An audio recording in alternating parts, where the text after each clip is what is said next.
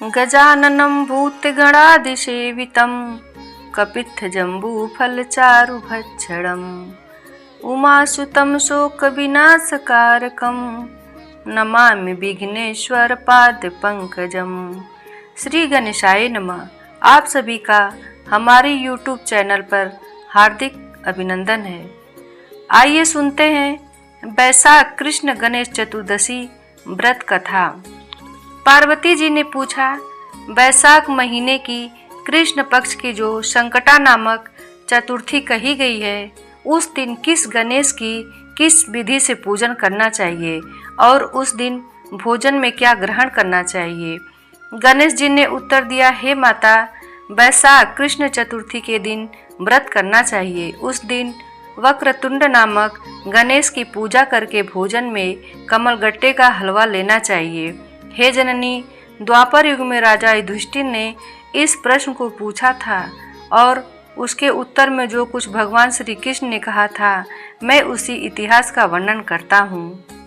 आप श्रद्धा युक्त होकर सुने। हे राजन युधिष्ठिर, इस कल्याणदात्री चतुर्थी का जिसने व्रत किया और उसे जो फल प्राप्त हुआ, मैं उसे ही कह रहा हूँ।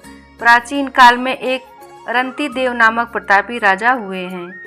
जिस प्रकार आग तृष्ण समूहों को जला डालती है, उसी प्रकार वे अपने शत्रुओं के विनाशक थे।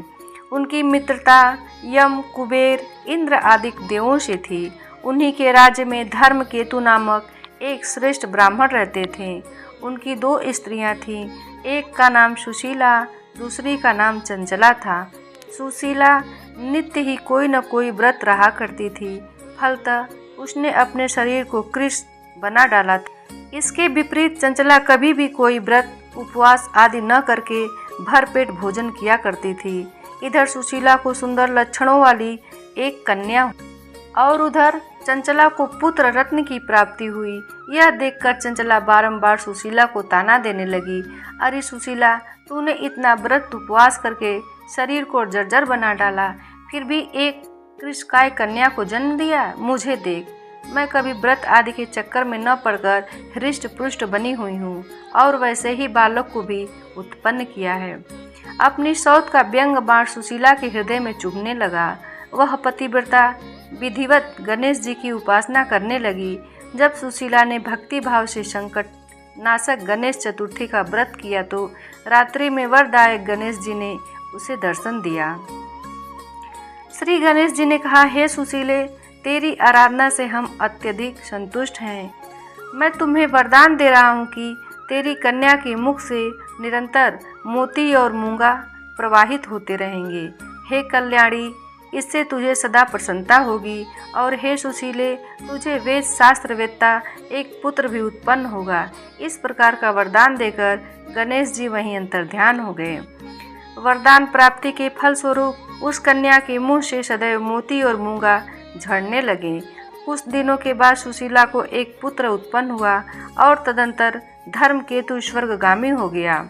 उसकी मृत्यु के अनंतर चंचला घर का सारा धन लेकर दूसरे घर में जाकर रहने लगी, परंतु सुशीला पति गृह में रहकर ही पुत्र और पुत्री का पालन पोषण करने लगी। उस कन्या के मुंह से मोती मूंगा गिरने के फलस्वरूप सुशीला के पास अल्प समय में ही बहुत सा धन एकत्रित हो गया। इस कारण चंचला उससे ईर्ष्या करने लगी। एक दिन हत्या करने के उद्देश्य से चंचला ने सुशीला की कन्या को कुएं में ढकेल दिया। उस कुएं में गणेश जी ने उसकी रक्षा की और वह बालिका सकुशल अपनी माता के पास लौट आई। उस बालिका को जीवित देखकर चंचला का मन उद्विग्न हो उठा। वह सोचने लगी कि जिसकी रक्षा ईश्वर करता है, उसे कौन मार सकता है। इधर सुशीला अपनी पुत्री को पुनः प्राप्त कर प्रसन्न हो गई। पुत्री को छाती से लगाकर उसने कहा, श्री गणेश जी ने मुझे पुनर्जीवन दिया है। अनाथों के नाथ गणेश जी ही हैं। चंचला आकर उसके पैरों में नतमस्तक हुई। इसे देखकर सुशीला के आश्चर्य का ठिकाना न रहा। चंचला हाथ जोड़कर कहने लगी, हे बहिन सुशीले, मैं बहुत ही पापनी और दुष्टा हूँ। आप मेरे अपराधों को क्षमा कर दीजिए। आप दयावती हैं। आपने दोनों कुलों का उद्धार कर दिया। जिसका रक्षक देवता होता है, उसका मानव क्या बिगाड़ सकता है। जो लोग संतों एवं सत्पुरुषों का दोष देखते हैं, वे अपनी करनी से स्वयं नाश को प्राप्त होते हैं। इसके बाद चंचला ने भी उस कष्ट निवारक, पुण्यदायक, संकट नाशक गणेश जी के व्रत को किया। श्री गणेश जी के अनुग्रह से परस्पर उन दोनों में प्रेम भाव स्थापित हो गया, जिस पर गणेश जी की कृपा होती है और उसके शत्रु भी मित्र बन जाते हैं। सुशीला द्वारा संकट नाशक गणेश व्रत किए जाने के कारण ही उसकी सोच चंचला का हृदय परिवर्तन हो गया। श्री गणेश जी कहते हैं कि हे देवी, पूर्व काल का पूरा वृत्तांत मैंने आपको सुना दिया। इस श्लोक में इससे श्रेष्ठ विघ्न विनाशक कोई दूसरा व्रत नहीं है। श्री कृष्ण जी कहते हैं कि हे धर्मराज, आप भी विधि पूर्वक गणेश जी का व्रत कीजिए।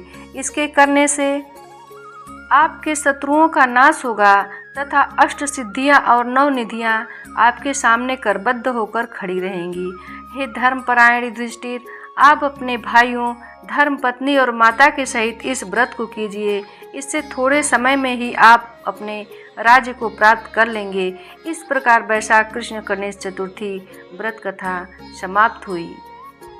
अब सुनते हैं गणेश जी की आरती। जय गणेश जय गणेश जय गणेश देवा, माता जाकी पार्वती पिता महादेवा। लड्डुअन को भोग लगे संत करें सेवा, जय गणेश जय गणेश जय गणेश देवा। एक दंत दयावंत चार भुजाधारी, मस्तक सिंदूर शोहे मूस के सवारी। जय गणेश जय गणेश जय गणेश देवा। अंधन को आँख देत, कोढ़िन को काया, बाझन को पुत्र देत, निर्धन को माया। जय गणेश जय गणेश जय गणेश देवा। पान चढ़े, पुष्प चढ़े और चढ़े मेवा, सूरदास शरण आए, सुफल की जय सेवा।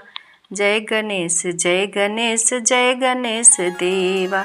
दीनन की लाज रखो शंभु सूतवारी, कामना को पूरा करो जग बलिहारी।